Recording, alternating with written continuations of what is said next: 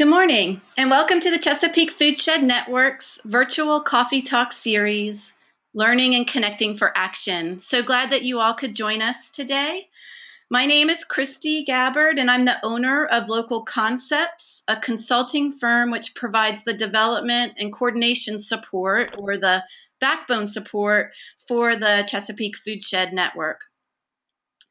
Before jumping into the coffee talks, I wanted to first give you a very brief overview of the Chesapeake Foodshed Network. The network is comprised of organizations, businesses, funders, agencies, and other change agents working across the Chesapeake watershed to build a stronger and more resilient food system. We are newly formed, and the leadership group that spurred the network's development did so because they recognized that there was a great deal of work being done already across our food system to advance the food system, but that there could be more communication and connectivity among those out there doing that work. Our mission is to catalyze connections and collaborations, and we believe by doing so that we can help to accelerate change in our food system. So this is a picture of what I would call our network building blocks. And as you can see, the foundation of our network is all about building connections, about building trust, sharing knowledge, and developing a better understanding for the system and the people doing work in that system. We feel that as we get to know one another, as we build relationships and trust, that we will over time see opportunities to align and to work collectively towards action. So we invite anyone that supports our vision to be a part of the network. The Coffee Talk series are a platform that we've developed to help catalyze connections around specific food system topics. The idea behind the Coffee Talk is to partner with a resource expert to provide a quick learning opportunity through a webinar, and then to lead a next step so that the resource expert identifies ways for the audience to continue to engage or to dig in deeper to be better connected around the topic of the webinar. So today's webinar that you all are here to participate in is Maryland Grown. Can Maryland agriculture support the demand for local? I'm really pleased today to have Caitlin Fisher, the data specialist with Johns Hopkins Center for a Livable Future here, and Amanda Bazinski, the senior program officer with Johns Hopkins here as well. And Caitlin will be doing most of the presentation, and they both will be available for questions and answers. We are recording the webinar, and we will share the recording and a PDF of the slides after 2 days after the webinar. If you have questions during the webinar, I invite you to submit your questions using your GoToWebinar control panel. You'll see there's a question feature. We will be monitoring those questions throughout the webinar and then have time at the end of the presentation to answer those. We will document your questions, archive the answers, and share those with you as well after the webinar. You will also notice in your control panel that there are handouts. There are 3 handouts, one for each of the 3 Maryland Grown reports that Caitlin will be sharing information about today. And there's also a handout that has the bios for Amanda and Caitlin along with their contact information. So with that, I'm going to turn over the presentation to Caitlin and share with you a brief introduction about Caitlin. And Caitlin is joined the Center for a Livable Future in 2013 as the data specialist for the Maryland Food System MAP project. Prior to this position, she received her master's degree in public health from the University of Michigan's School of Public Health program in health education and health behavior, and her undergraduate degrees in dietetics and communications from Michigan State University. Amanda Bazinski manages the GIS-based Maryland Food System MAP project for Johns Hopkins. The project aims to geographically assess and improve the current food system in Maryland from production to consumption by examining agriculture, processing, distribution, and food access. Amanda holds a Master's of Public Health and Health Communication and a Master's in Agriculture, Food, and Environment from Tufts University Schools of Medicine and Nutrition. And so with that, Caitlin, I will turn it over to you. Okay, great. Thank you, Christy. And you can see my screen okay right now? I can. Sure can. Okay, perfect. Thank you again, Christy, and thank you to the Chesapeake Foodshed Network to invite me to present to you all today. As Christy said, my name is Caitlin Fisher, and I'm the data specialist with the Maryland Food System MAP project, which is in the Johns Hopkins Center for a Livable Future. I'm going to be presenting to you all on a series of reports that we recently completed entitled Maryland Grown. I'm going to start with a quick introduction to the Johns Hopkins Center for a Livable Future and also the Maryland Food System MAP project, so you can get a better idea of what we do and why we did this research, and then we'll get into the reports themselves.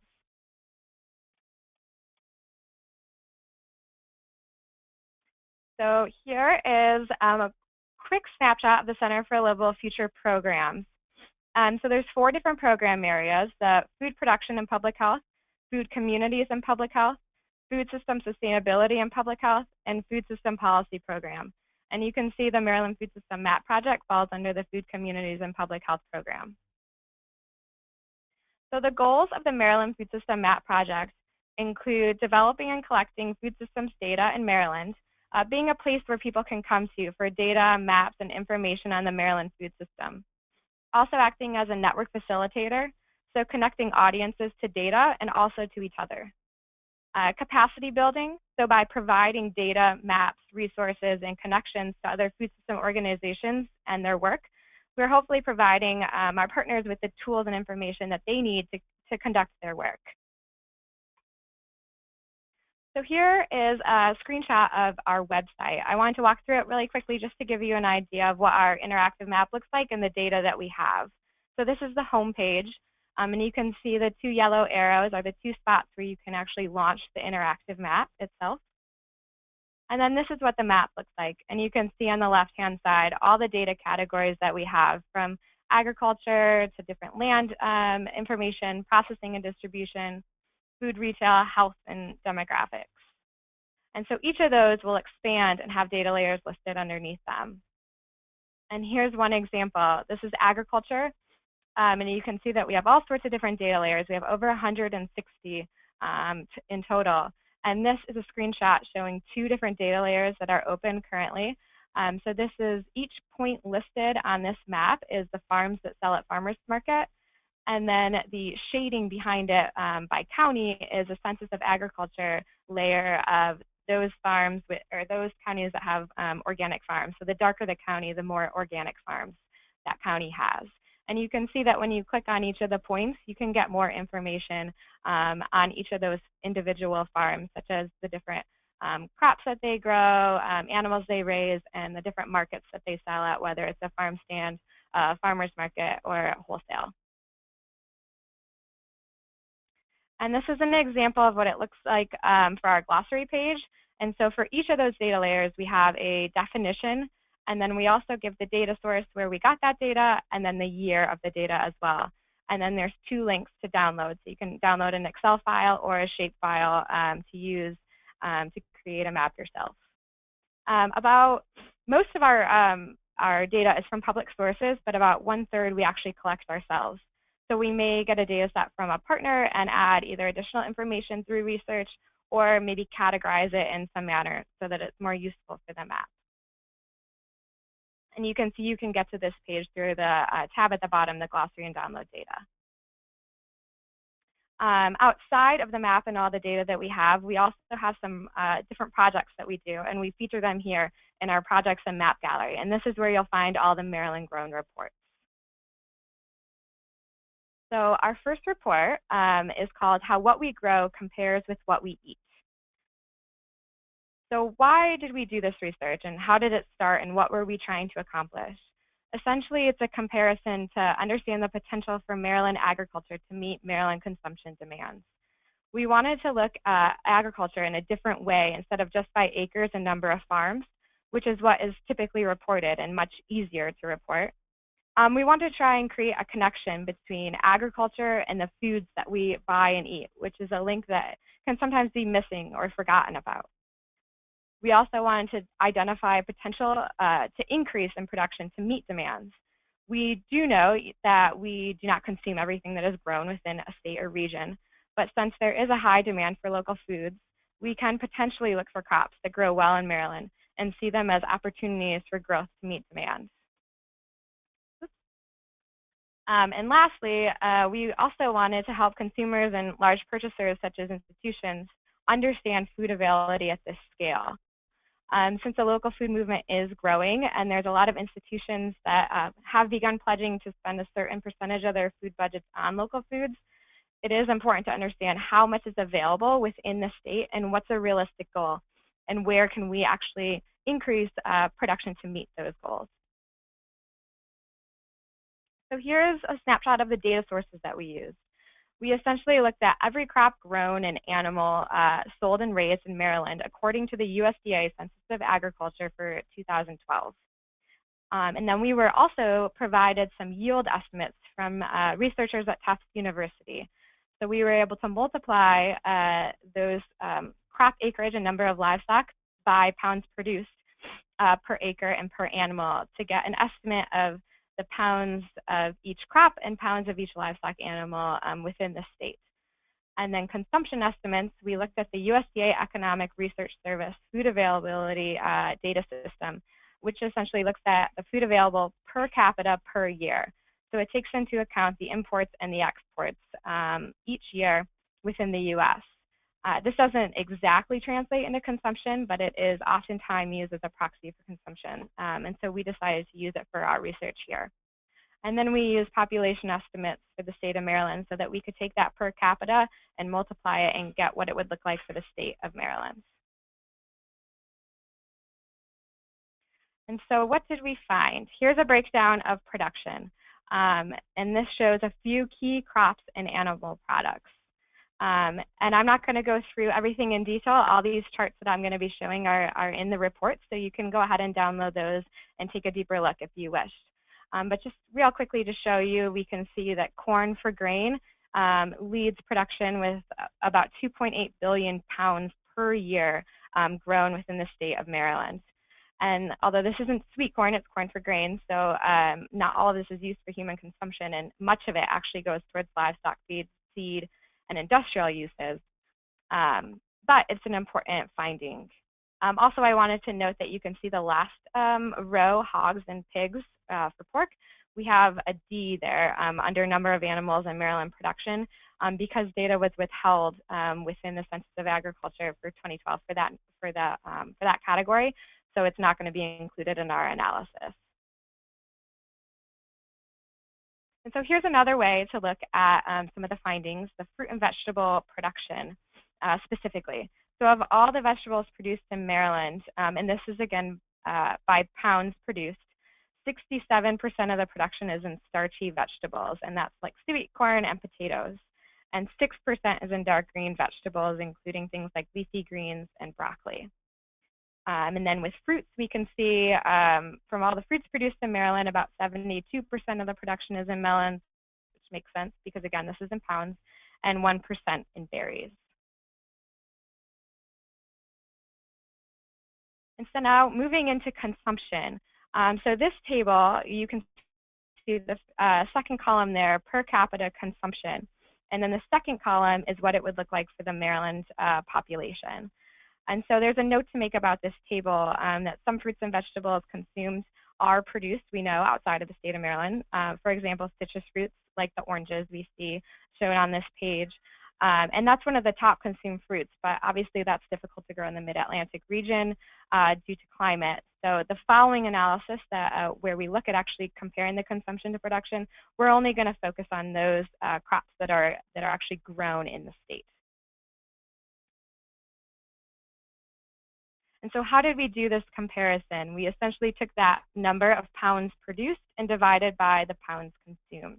And so this is an example for fruits.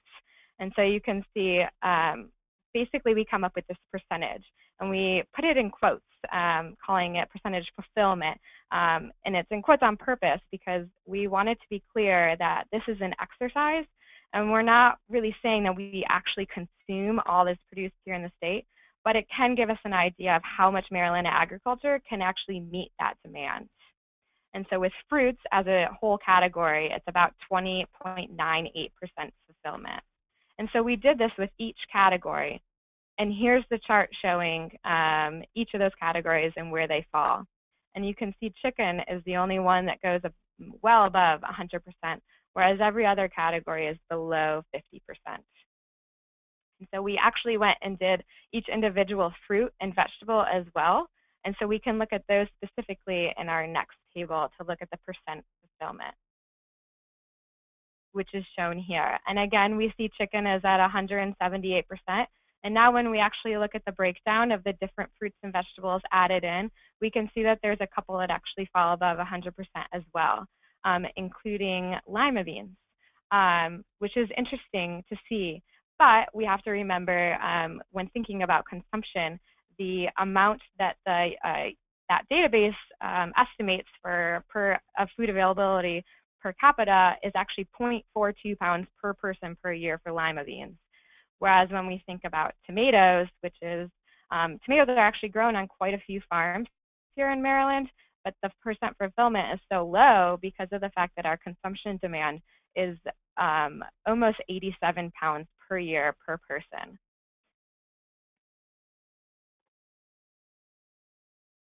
And so with each of these reports, we end with future questions and limitations. Each of these reports are setting out a bunch of examples of what production looks like in the state, and we're not necessarily trying to give one answer. We want to spark ideas for future research and areas to look into next. And first, we do know that Maryland does have a strong agriculture sector, and we do produce a lot of food, but the state is relatively small and population dense. And so we're not necessarily saying that the entire state could or should feed the entire population based solely on what it grows within its borders, but this can help create a stronger connection between the local and regional food movements. And so first, one of the first questions we had was, again, coming back to this institution piece. And since they are such large purchasers and a lot are starting to set these goals on what they would like to purchase from local sources, we need to understand if they're realistic goals. Seasonality and season extension efforts. We realize that fruits and vegetables are grown during the summer months while people continue to consume these products year-round. So thinking about how this may influence the numbers and how different season extension efforts could play a role. Food distribution and the flow of food. Maryland is obviously part of a global food system, and most of the food produced within the state is not necessarily consumed within the state. So food distribution is quite a complex system, with food being imported and exported all across the world. So future research on that flow of food is needed to better understand that what is the actual amount of food grown locally and actually available for local consumption. And some of the data limitations I kind of touched on a little bit already. The data availability, some crops and products were left out of this analysis due to the fact that different estimates were not available. And lastly, with urban agriculture, the USDA Census of Agriculture does not currently serve Baltimore City. And although the production numbers may not be a whole lot or add a ton to these numbers, but it's still important to understand that production capacity of these urban cities as a way of potentially increasing production.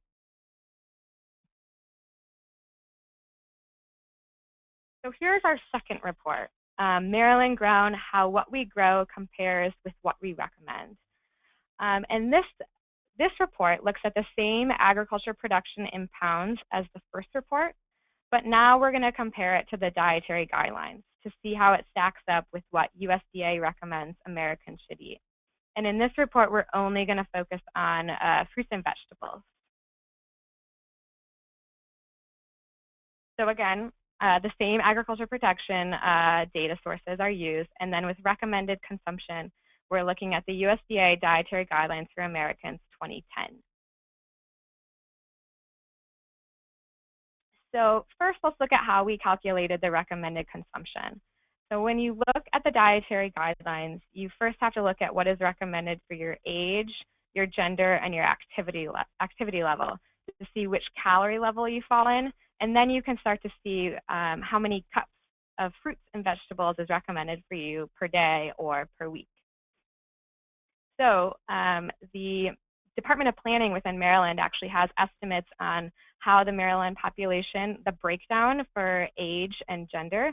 So we use that data to kind of to pull that breakdown together and apply it to the different calorie levels. And for this exercise, we assumed that all were at a moderate activity level. So once we completed that breakdown, we were able to see how many people within Maryland fall within each of those calorie levels. And then we can apply that to the recommendations for fruits and vegetables. So we can see that about 145,000 people within Maryland fall within that 1,200 calorie level.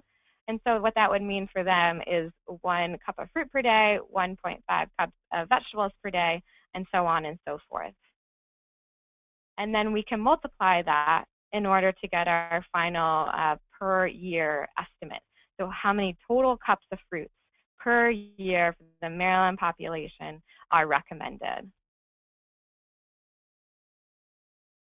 So now that we have our recommendations, those were in cups. So now we need to make sure our production is also in cups so that we can make that comparison. I'm not going to go through this conversion process in too much detail. It's again available within our actual report itself. But just to kind of walk through it quickly, the pounds produced that we talked about a minute ago in Maryland Grown 1 was in primary weight. So that means so for this example, sweet corn, that's the weight of the corn as it came off the field. So that's going to include a husk and the inedible parts, as well as food waste that may happen across levels of consumption from retail to actual consumer food waste as well. And so we have to calculate the percent lost and actually adjust our total for that. So we subtract that out.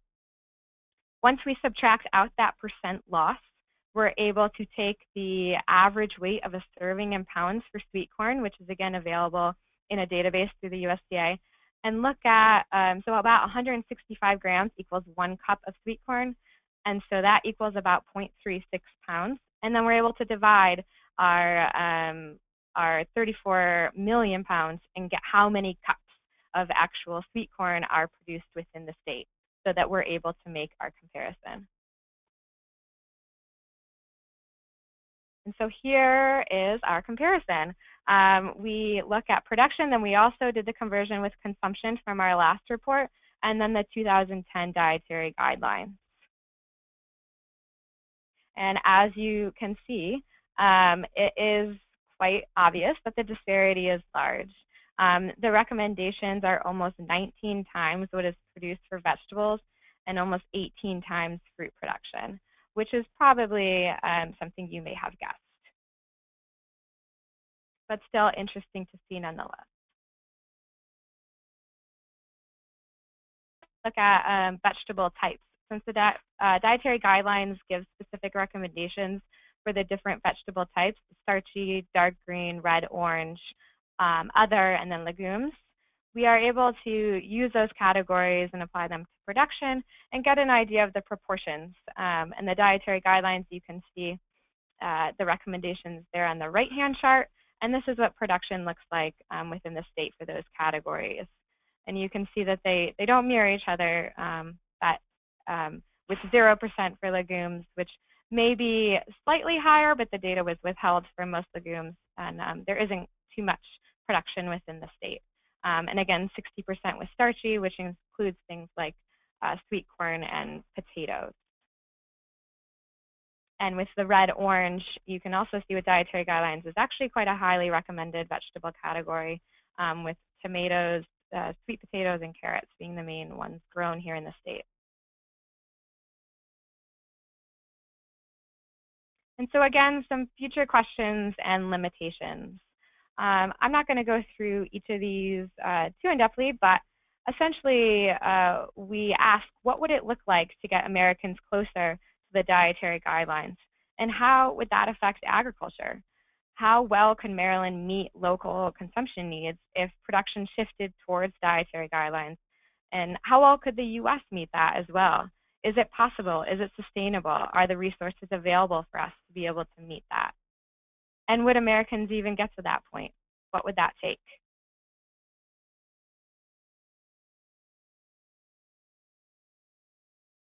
And lastly, I'm going to spend some time on our third report.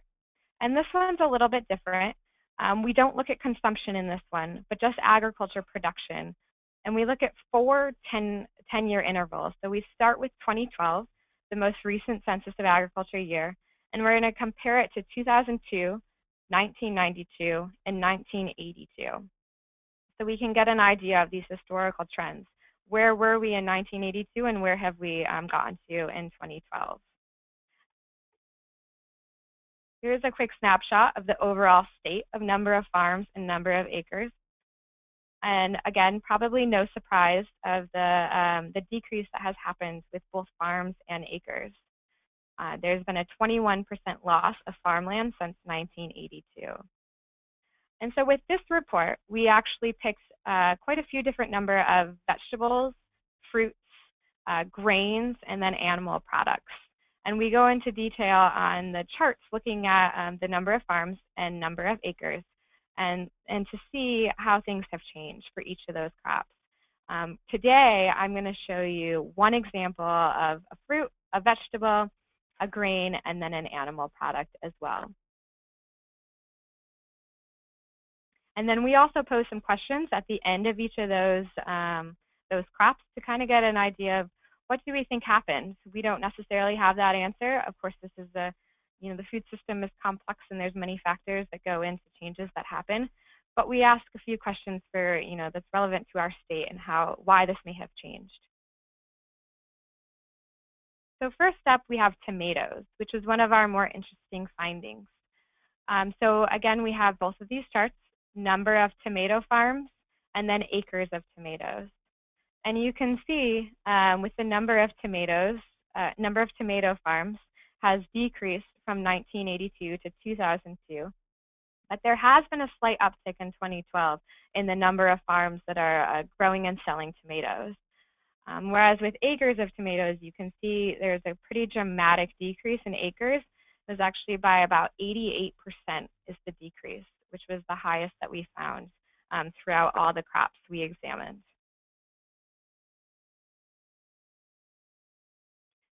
And then with some of the crops that we looked at, we actually created these maps to look at the changes that happened across the state, where the decreases may have occurred, and what it looks like in 82 compared to 92, 2002, and 2012.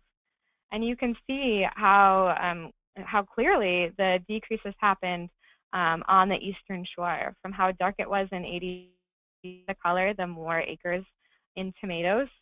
And then in 2012, you can see how light the red is, there's no production whatsoever in some areas. So this was our most dramatic example that we had of the changes that occurred across this 30-year period.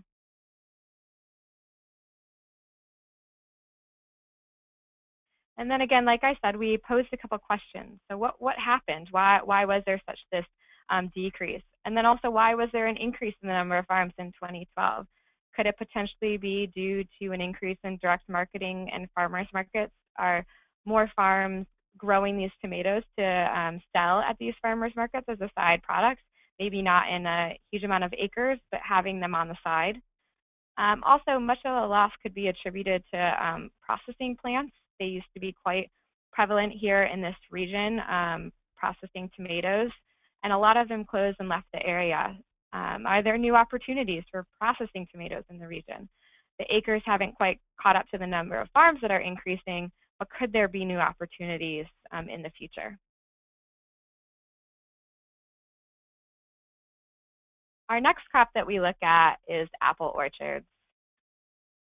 Again, this is similar to tomatoes with a pretty significant decrease over the 30-year period that we examined. 69% decrease in the number of apple orchards, and 73% decrease in the acres in apple orchards. And that little star there is there because we included both bearing and non-bearing acres with this analysis from the agriculture census.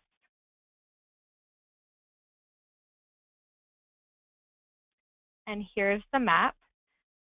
We can see that apple production was primarily in Western Maryland and still is despite that decrease, with little to no production occurring on the eastern shore.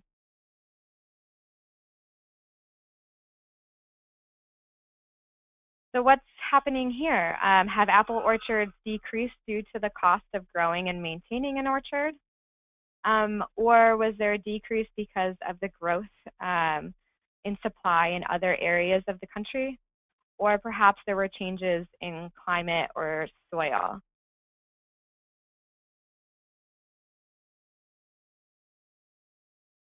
Next, we have soybeans. This was another interesting one that we chose to look at due to the fact that, as you can see with the number of soybean farms, there has been a decrease when looking at 82 to 2012, although 2002 and 2012 are pretty similar. But then when you look at the acres, they've stayed relatively stable. And there's actually been an increase when you look at 82 to 2012. So while the number of farms have gone down, the acres have stayed pretty stable.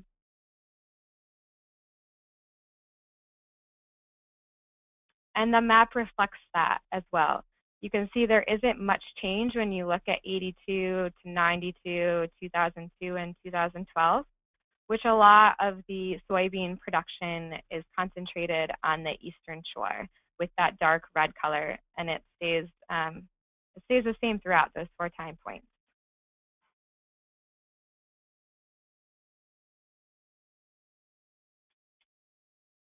And so this may not be a surprise to you, but the chicken industry is quite strong on the eastern shore. And so one question is, has the soybean production remained stable due to the needs of the chicken industry? Or are soybeans used for other products other than animal feed? What other things could they be used for? And why have they been able to sustain themselves throughout the 4 time points? And what conditions on the eastern shore make soybeans well suited for growth?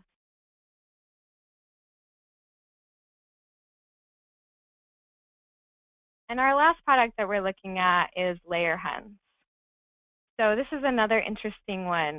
The actual inventory of layer hens on these farms have gone down from 82 to 2012, whereas the number of farms they went down between 92 and 2002, but have actually gone up a little bit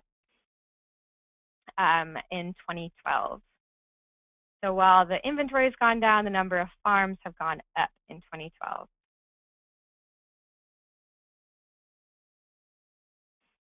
And so here you can see the maps. Central Maryland tends to be the strong point for layer hens, and even throughout that decrease. And you can kind of see, actually, 82 is quite dark. The purple color is quite dark in Central Maryland. And you can see it decrease a little bit between 92 and 2002. And then come back in 2012 a little bit darker, showing that increase in the number of layer hen farms.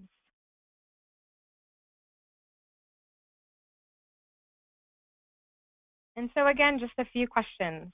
Avian influenza, how has that had an impact on layer hen inventory? Are there more farms that are raising hens, but yet they have less inventory? Are they doing it on the side? Are there more small-scale hen operations that have sprung up due to seeing that number of farms increasing, yet the inventory has gone down? And lastly, just some more future questions and limitations. Obviously, the way that the food system has changed over that 30-year period is due to a number of factors. And we list out a couple here within our report, from different trade policies, both globally, nationally, to different farming methods that have changed, to also resources that are available for the farmers. And we want to make sure that when we're examining the changes in production and looking at these trends historically, that we consider all these aspects of the food system in order to really try and understand those trends and to see how this may affect our future in agriculture. And to think about, what would an ideal food system look like to us? And how would all of these factors play a role in creating that ideal food system?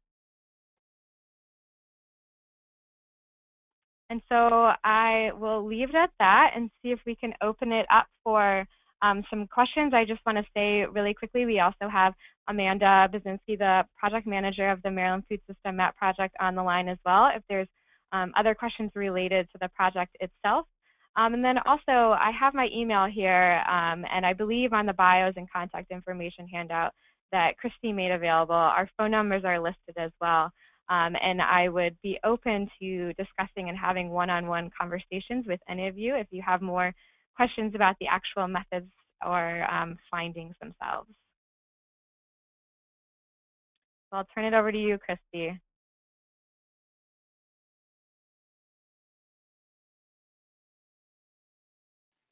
Great, thanks so much, Caitlin. That was really fantastic.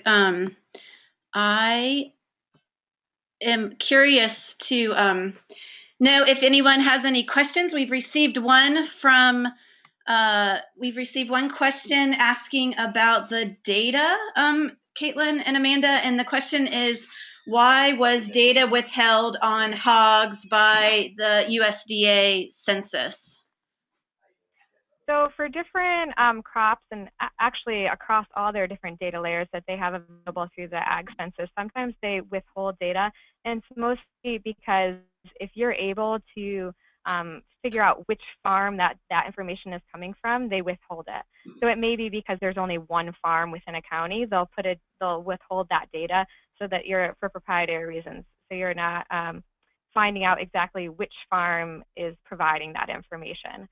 And so if you look at other Census of Agriculture years, that information may be available. It just varies between year to year. Super. And I'll remind you all, if you do have questions, you can post them in the question box in the GoToWebinar control panel, or you can also use the chat feature. I'm curious, Amanda and Caitlin, if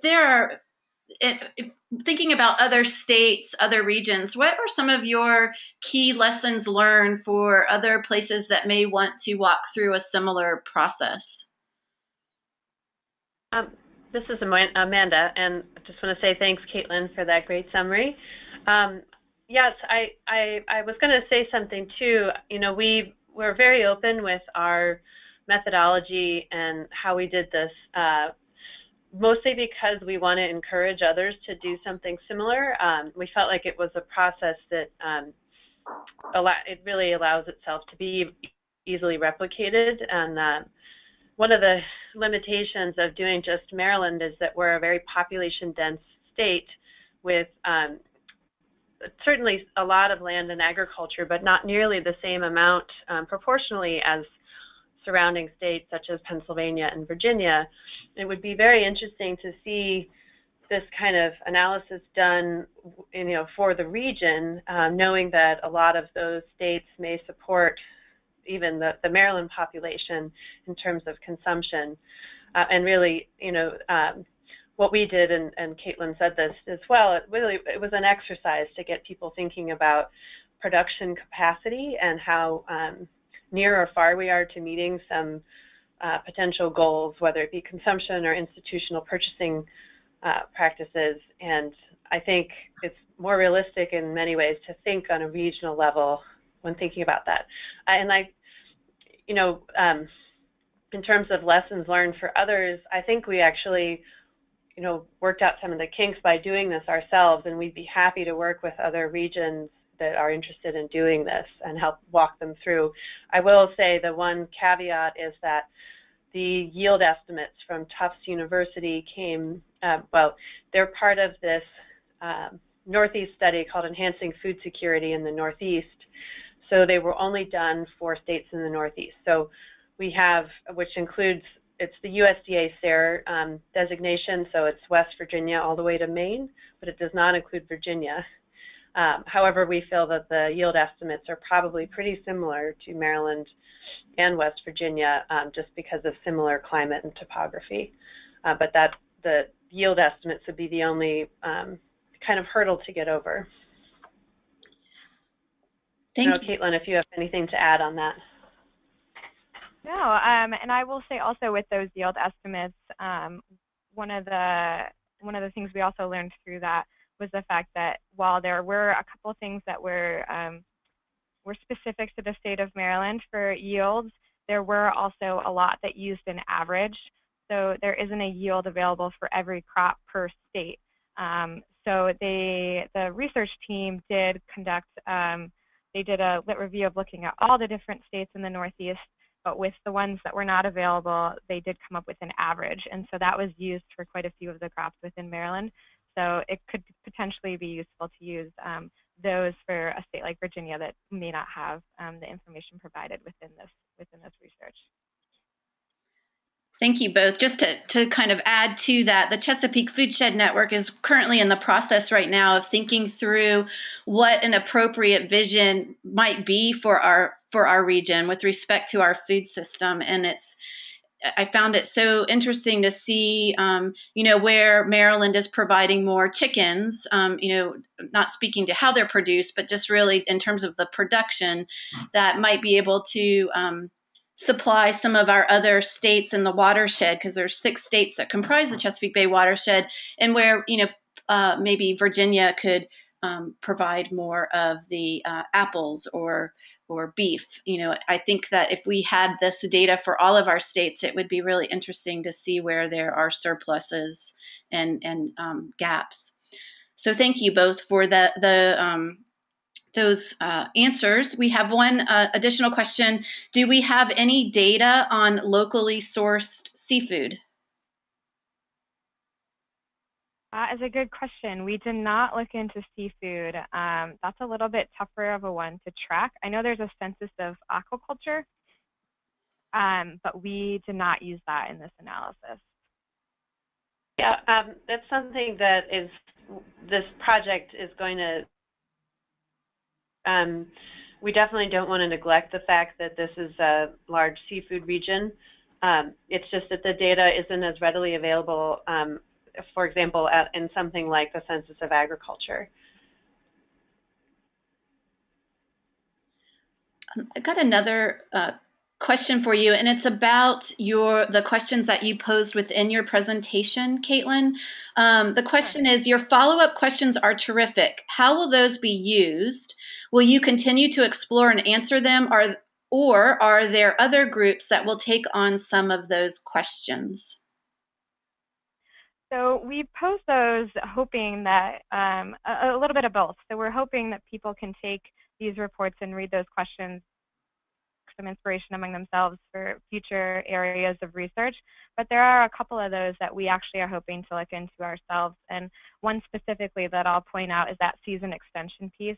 And hoping to, whether it be another Maryland Grown Report or something similar, I'm looking into how many people, farmers within the state, are using season extension efforts and what they're producing, how much they're producing, and what that looks like, and how that can add to our production year-round. That's one specific. And then also institutions. We're constantly thinking about institutions as being the big players in this, and if they start purchasing more and demanding more, they have the potential to kind of move that needle in demanding more products, and then hopefully helping the farmers to grow more of that product, knowing that there's that market. And so institutions and distribution are another area of interest to us that we're hoping to expand upon as well. Yeah, and I'll just add that our project is really set up to provoke others and encourage others. We, are doing the work of maintaining the data and making it to people. So we always are looking for partners to work with us, and would welcome, working with other groups who would like to dig deeper in those other questions.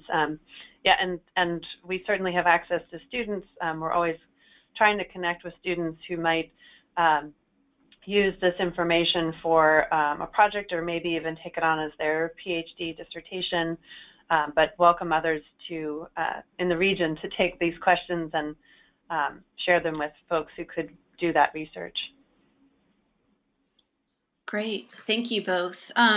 Here's another question, and it was prefaced with, "This is really well done, so congratulations to you both, and a big thank you. Will this be presented or reported to policymakers, state ag departments, or health policymakers?" That's a great question. And great question. Yeah, Amanda. Okay, sorry. So we are doing a lot more.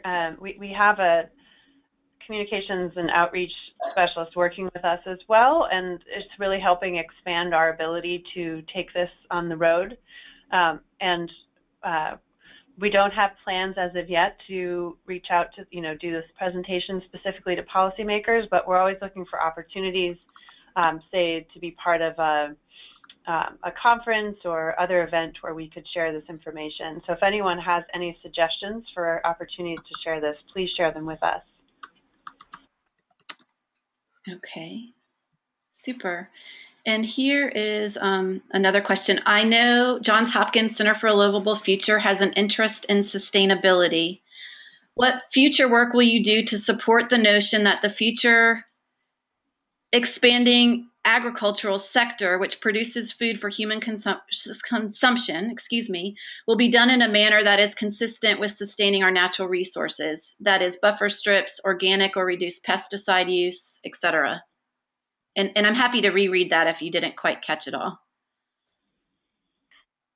So I will say quickly that it was something that we had thought about, of trying to quantify more of that sustainable agriculture piece, specifically with organics, since that is something that is captured somewhat through the Census of Agriculture, but the data isn't really available at the specific crop level.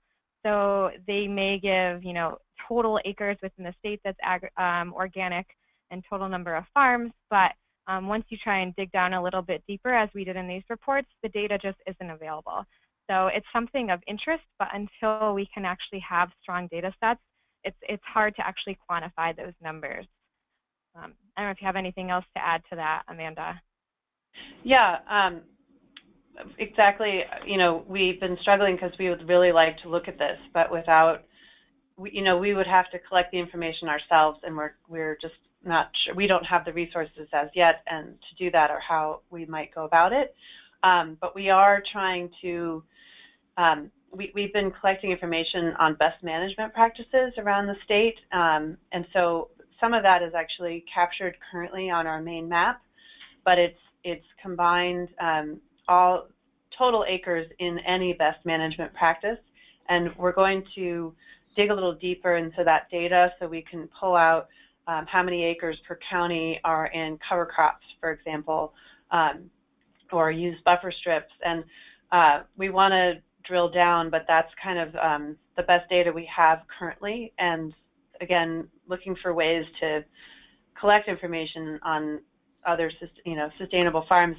As Caitlin mentioned, we have organic, but we know that there are a lot of folks that may employ sustainable practices, but for various reasons are not certified organic. So that's limiting information as well. So. Okay, one more question here. When looking at the 30-year trends, did you look at population movements in the state and how that compares?